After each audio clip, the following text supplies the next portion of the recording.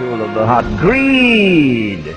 Greed for the money of the world takes roots in the heart and captures the heart. And so time moves faster and faster. But as you go into i'tikaf and you stay in the masjid, suddenly time is moving so slowly. Slowly. So you'll begin to understand yourself why. We live in an age of materialism, and therefore an age when the dunya is penetrating the heart. He said, sallallahu ta'ala alayhi wa sallam, that there will be universal prevalence of harj. He mounted a rooftop in Medina. He looked out and he said, I see harj falling on your rooftop like raindrops. They said, O Messenger of Allah, what is harj? He said, killing, slaughter, murder, that's harj. And so when you see killing every day on your newspaper, every day on the front pages of the newspaper, killing and slaughter and murder, you know that Nabi Muhammad ﷺ prophesied that it would come. Indeed, he said that the killing would be so random, so senseless, that the killer would not know why he was killing, and the one who was killed would not know why he was killed. It's here, before our eyes, right now. He said of that age that nothing will remain of Islam but the name. We can see it now. It's going away from us. Islam is leaving, and the project of the Muslim village is meant to preserve Islam.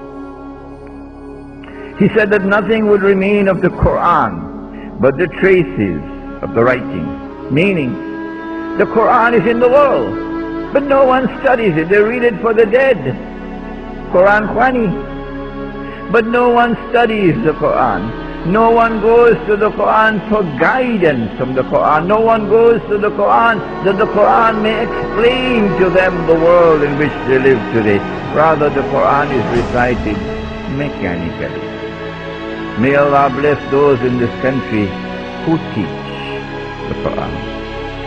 خَيْرُكُمْ مَنْ تَعَلَّمَ الْقُرْآنَ وَعَلَّمَهُ.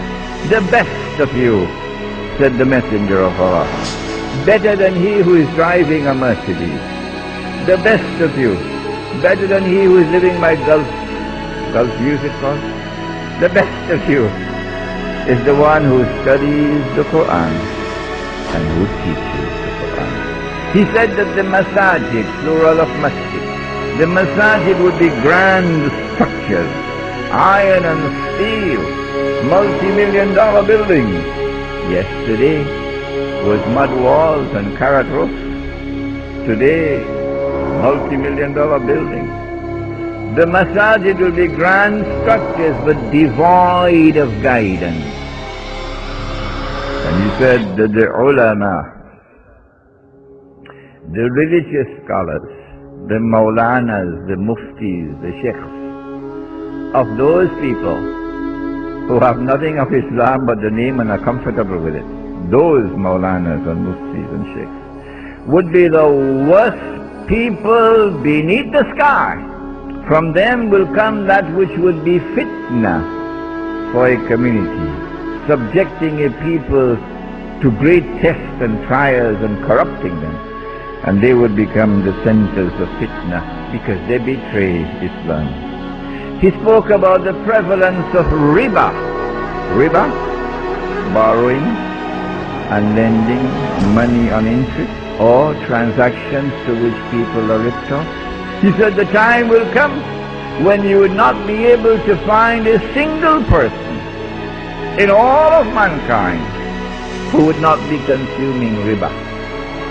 And whosoever claims that he is not consuming riba, verily the dust of riba would reach him. Verily the vapor of riba would reach him.